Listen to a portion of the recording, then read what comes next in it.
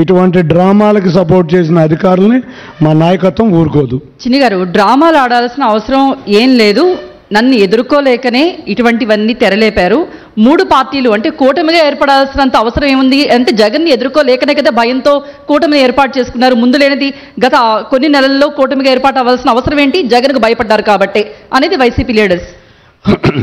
ఇవాళ మేము ఏం చేసినా నిజాయితీగా నిర్భయంగా చెప్పి చేస్తాం. 2014 నుంచి 19 వరకు మేము ఎన్డీఏలో ఉన్నాం. 2019లో మేము ఎన్డీఏలోంచి బయటకు వచ్చాం. కానీ 23 సీట్లు ఇవ్వండి, నేను ఎన్డీఏ ముక్కు వంచి మెడలు వంచి స్పెషల్ స్టేటస్ తీసుకొస్తామంటే ప్రజలు పాపం నమ్మేశారు. నమ్మి అతనికి 23 సీట్లు ఇచ్చారు.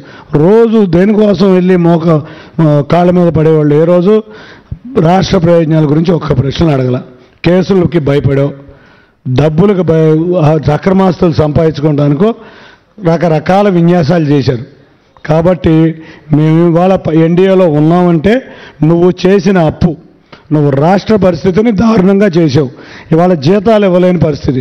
కాబట్టి మాకు కేంద్రం సపోర్ట్ కావాలి, మాకు అమరావతి రావాలి, పోలవరం రావాలి, మా పిల్లల భవిష్యత్తు బాగుండాలి, మా ఆర్థిక పరిస్థితి బాగుండాలని మా నాయకులు వారు దూరదృష్టితో ఆలోచించి ఇవాళ మేము ఎన్డీఏలో జరగడం జరిగింది.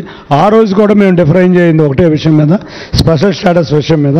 కాబట్టి వాళ్ళు స్పెషల్ స్టేటస్ ఇవ్వగలిగే పరిస్థితిలో లేదు. కానీ మా రాష్ట్ర అవసరాలు చాలా ఎక్కువైనాయి.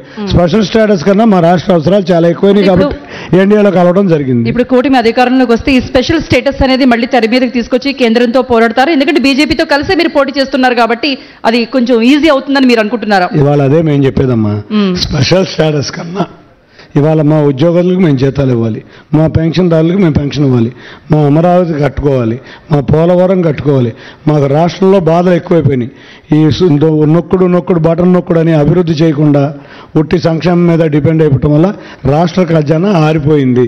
కాబట్టి ముందు మాకు కావాల్సింది మా రాష్ట్రంలో ఉన్న పిల్లల భవిష్యత్తు, ఈ రాష్ట్ర అభివృద్ధి.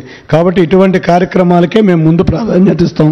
స్పెషల్ స్టేటస్ కన్నా కూడా మాకు అభివృద్ధి ముఖ్యం, మా జీతాలు ముఖ్యం, ఇటువంటివన్నీ ముఖ్యం. కాబట్టి ముందు మా రాష్ట్ర ప్రయోజనాలకే ముందు ప్రాధాన్యత మేము ఇస్తాం. ఓకే, కూటమిలో విభేదాలు లేవంటున్నారు, అది నిజమా చిన్ని గారు? విజయవాడలోనే మీ కూటమి అభ్యర్థుల మధ్యన చిన్న చిన్న తగాదాలు మనం చూడలేదా? కొంతమంది జనసేన లీడర్స్ కూడా కొంతమంది అడిగి బయటకు వెళ్ళిపోవడం పార్టీ నుండి, ఇవన్నీ మనం చూసాం కదా. జనసేన లీడర్లు వెళ్ళారు, తెలుగుదేశం లీడర్లు వెళ్ళారు. సీట్లు రాకపోతే వెళ్ళిపోయిన వాళ్ళు 2 ఉన్నారు. కానీ వాళ్ళ వెంట ఒక 4 వ్యక్తులు కూడా వెళ్ళలేదంటే కూటమి యొక్క స్ట్రెంగ్త్ అదే అని మేము చెప్తున్నాం. సరే, జనసేన కూటమిలో అంటే టీడీపీతో కలిసి పోటీ చేస్తుంది. కానీ జనసేనకు సంబంధించి అభ్యర్థుల లిస్టు కూడా చంద్రబాబు నాయుడే ఖరారు చేశారు. కొంతమందిని టీడీపీ లీడర్లనే జనసేనలోకి మార్చి అక్కడ నుండి టికెట్ ఇప్పించారనేటువంటి ప్రచారం.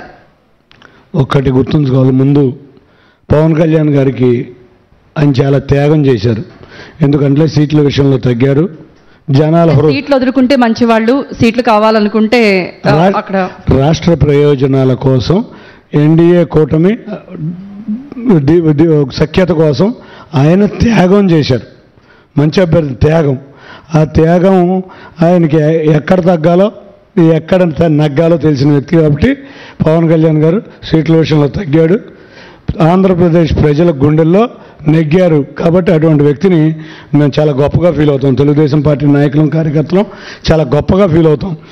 రెండో విషయం, పవన్ కళ్యాణ్ గారు, చంద్రబాబు నాయుడు గారు ఇవాళ వేరు కాదు. రేపు రాబోయేది తెలుగుదేశం జనసేన ఉమ్మడి ప్రభుత్వం.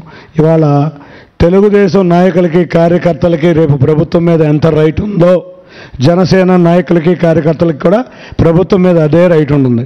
కాబట్టి ఎటువంటి కొన్ని ఇబ్బందుల్లో మేము కొన్ని సీట్లు తగ్గించినా కూడా తప్పకుండా ప్రభుత్వంలో ప్రాధాన్యత ఉంటుంది.